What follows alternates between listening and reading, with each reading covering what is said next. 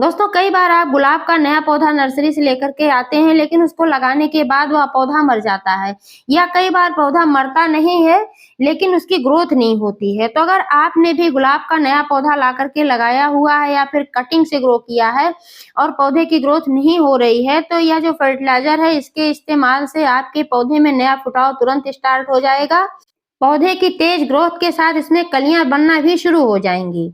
तो दोस्तों यह कौन सा फर्टिलाइजर, इसमें कौन से पोषक तत्व हैं, इसका इस्तेमाल कैसे करना है और आपका पौधा क्यों मर जाता है लगाने के बाद, संपूर्ण जानकारी मिलेगी इस वीडियो में। तो प्लीज वीडियो पर अंत तक बने रहें, बिना स्किप किए पूरा देखें। जानकारी अगर पसंद आए तो लाइक करें, शेयर करें और चैनल को अभी तक सब्सक्राइब नहीं किया है तो प्लीज चैनल को भी सब्सक्राइब करके बेल आइकन को प्रेस कर दें ताकि सारे अपडेट्स आपको मिलते रहें। नमस्कार दोस्तों, स्वागत है मेरे YouTube channel gardening with Poonam में। दोस्तों आप जो देख पा रहे हैं मेरा गुलाब का पौधा, इसको मैंने 10 से 12 दिन पहले लगाया था और जब मैंने इसको लगाया था तो इसमें सिर्फ यही एक ब्रांच निकली थी। बाकी ये दोनों जो ब्रांचेज हैं इसमें कोई भी फुटाव नहीं था।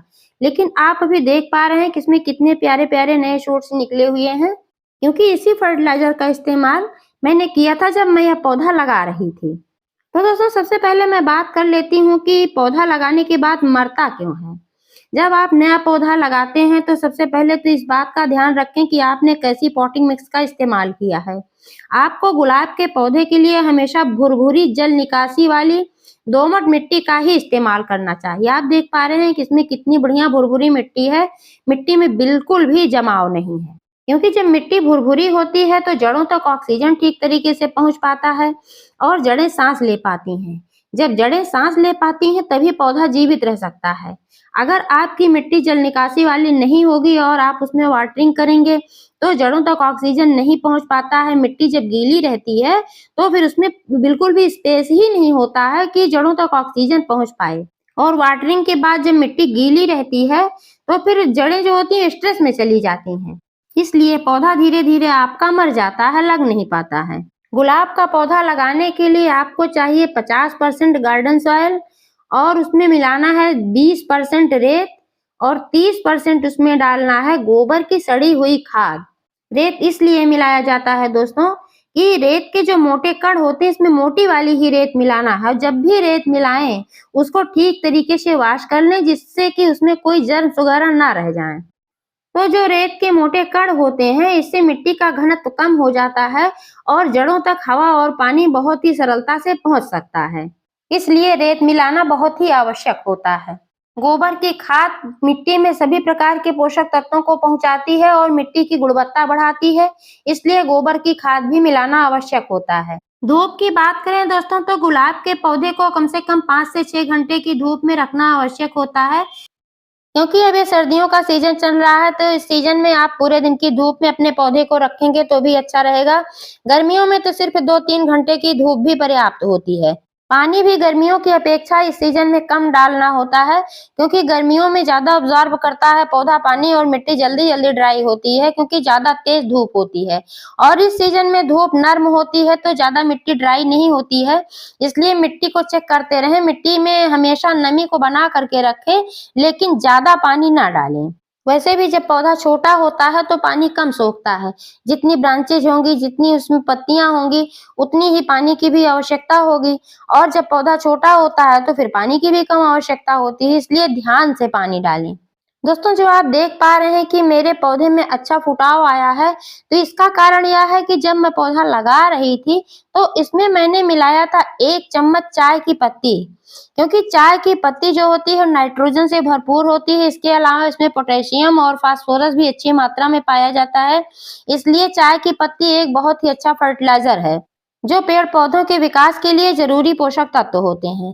तो जब हम चाय की पत्ती मिट्टी में मिलाते हैं तो ये अपने पोषक तत्वों को मिट्टी में छोड़ती है और हमारे पौधे हरे भरे रहते हैं, इनकी ग्रोथ अच्छी होती है। गुलाब के पौधे को नाइट्रोजन युक्त खाद देना चाहिए और चाय की पत्ती, कॉफी पाउडर, इन सब चीजों में बहुत ही अच्छी मात्रा में नाइट्रोजन पाया जाता है। चाय की पत्ती के इस्तेमाल से मिट्टी भी एसिडिक बनी रहती है जो कि पौधे के लिए आवश्यक होता है। चाय की पत्ती में टैनिन नामक एसिड होता है और यही तत्व है जो कि मिट्टी को एसिडिक बना करके रखता है। लेकिन दोस्तों अगर आपने यह जाना कि चाय की पत्ती बहुत फायदेमंद है, तो आप यह ना करें कि इसको बहुत अधिक मात्रा में इस्तेमाल कर लें, क्योंकि किसी की भी अधिकता बहुत ही बुरी होती है, चाहे वह कितना भी अच्छी चीज हो। तो चाय की पत्ती का भी इस्तेमाल आप समुचित मात्रा में ही करें। अगर आपका गमला 12 इंच का है तो आप ज्यादा से ज्यादा आधा से पौना इंच चाय पत्ती का ही इस्तेमाल कर सकते हैं, जो कि फ्रेश चाय की पत्ती होती है, क्योंकि जो फ्रेश चाय की पत्ती होती है इसमें सभी पोषक तत्व मौजूद रहते हैं, और जो इस्तेमाल की गई चाय की पत्ती होती है उसके तत्व जो होते हैं वो निकल गए रहते हैं, तो उनको आप 2-3 चम्मच इस्तेमाल कर सकते हैं। क्योंकि दोस्तों जो नाइट्रोजन हमारे पेड़ पौधों को हरा भरा रखता है, जिसकी वजह से हमारे पौधों में ब्रांचेज आती हैं, और वही नाइट्रोजन अगर ज्यादा हो जाता है तो हमारे पौधे को जला भी सकता है। मैं तो प्रयोग की गई चाय पत्तियों का इस्तेमाल करती हूँ खाद के रूप में, कभी भी मैं उन पत्तियों को फेंकती नहीं हूँ, वॉश करके मैं रख लेती हूँ सुखा करके, और जब भी जरूरत पड़ती है तो मैं अपने पौधों में डालती हूँ। लेकिन आज मैं फ्रेश चाय पत्ती का इस्तेमाल करने वाली हूँ, क्योंकि दोस्तों चाय पत्ती का इस्तेमाल प्रत्येक 15 दिन में एक बार जरूर कर लेना चाहिए। तो जब मैंने पौधा लगाया था, 10-12 दिन पहले मैंने लगाया था, तो मैंने मिट्टी में मिलाया हुआ था चाय की पत्ती, ऐसे ही डायरेक्ट मैंने मिला दिया था। लेकिन आज मैं इसको लिक्विड फॉर्म में इस्तेमाल करने वाली हूँ, क्योंकि दोस्तों जब इसको ऐसे ही डाल दिया जाता है तो फिर विघटित होने में, अब्जॉर्ब होने में टाइम लगता है। लेकिन अगर आप इसको लिक्विड फॉर्म में इस्तेमाल करते हैं तो यह जल्दी अब्जॉर्ब हो जाता है मिट्टी में भी और फिर जड़ों में भी, तो जल्दी फायदा पहुंचने लगता है। आज मैं इसमें चाय की पत्ती का इस्तेमाल कर रही हूँ दोस्तों, कल मैं इसमें फिटकरी का इस्तेमाल करूंगी, क्योंकि फिटकरी के भी बहुत फायदे हैं, और कल मैं बताऊंगी कि फिटकरी के क्या फायदे हैं, इसको कितनी मात्रा में इस्तेमाल करना है, और फिटकरी में कौन कौन से पोषक तत्व पाए जाते हैं और पौधों को किस प्रकार से फायदा पहुंचाते हैं। लेकिन आज मैं चाय पत्ती का इस्तेमाल कर रही हूँ, तो मैं बता दूं कि फ्रेश चाय पत्ती का इस्तेमाल कैसे करना है। फ्रेश चाय पत्ती का इस्तेमाल दोस्तों आप 3 तरीके से कर सकते हैं। एक तो डायरेक्ट आप मिट्टी में मिला सकते हैं, और दूसरा 1 चम्मच, छोटा चम्मच चाय की पत्ती आप पानी में डालकर रख दें 1 गिलास, और सुबह उसको फिर अपने पौधे पर इस्तेमाल करें। रात भर के लिए छोड़ दें, सुबह अपने पौधे पर इस्तेमाल करें। इसको छानना नहीं है, डायरेक्ट इसको ऐसे ही इस्तेमाल कर लेना है। इसमें पत्तियां रहती हैं, कोई बात नहीं, इसका पानी आपको इस्तेमाल करना है। और तीसरा तरीका है इसका इस्तेमाल करने का, उबाल कर, जैसे कि आज मैं कर रही हूँ। इसके लिए 1 से 1.5 गिलास पानी ले लेना है, और उस पानी में 1 छोटी चम्मच चाय की पत्ती डाल देना है। क्योंकि 12 इंच का मेरा यह गमला है, तो इसके लिए सिर्फ 1 छोटी चम्मच पर्याप्त है। तो 1 छोटी चम्मच मैंने इसमें डाल दिया था, और डाल करके मैंने इसको 15 मिनट धीमी आंच पर उबाला है। अब चाय पत्ती का जो अर्क है इस पानी में उतर गया है, और अभी अब बहुत बढ़िया फर्टिलाइजर बन करके तैयार हो गया है डालने के लिए। इसको भी छानना नहीं है, बस ऐसे ही डायरेक्ट मिट्टी में डालना है। लेकिन मिट्टी में डालने से पहले मिट्टी की गुड़ाई करके रखना होता है।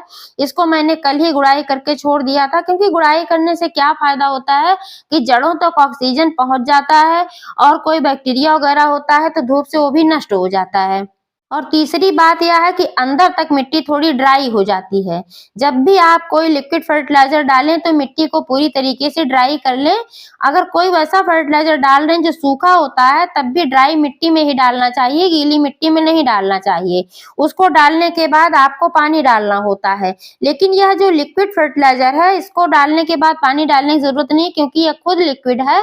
तो जब मिट्टी ड्राई रहती है तो बहुत ही जल्दी ऑब्जॉर्ब कर लेती है मिट्टी, और फिर जड़ों में बहुत अच्छे से ऑब्जॉर्ब हो जाता है।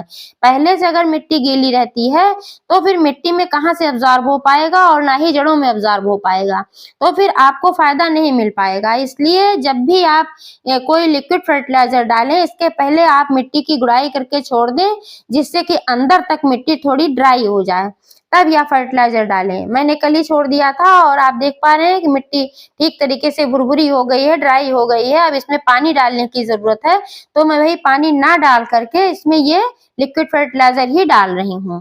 दोस्तों इसमें आप चावल के पानी का भी इस्तेमाल कर सकते हैं, दाल के पानी का इस्तेमाल कर सकते हैं, जो कि चावल और दाल किचन में धोने के बाद निकलता है यही पानी, और सब्जियों को धोने के बाद जो पानी निकलता है उसका भी इस्तेमाल कर सकते हैं। आलू जो होता है उबाला जाता है, उसका भी पानी इसमें इस्तेमाल करते सकते हैं, क्योंकि ये सब पानी जो होते हैं इसमें पोषक तत्व उतर जाते हैं, और ये पोषक तत्व हमारे पेड़ पौधों के लिए लाभदायक होते हैं। तो दोस्तों चाय पत्ती का इस्तेमाल आपको 15 दिन में एक बार करना है। इस तरीके से आपके पौधे में ढेर सारी नई ग्रोथ आएगी, कलियां बनेंगी और आपका पौधा ठीक तरीके से फ्लावरिंग करेगा। तो दोस्तों जानकारी कैसी लगी कमेंट करके अवश्य बताइएगा। पूरा वीडियो देखने के लिए बहुत बहुत धन्यवाद।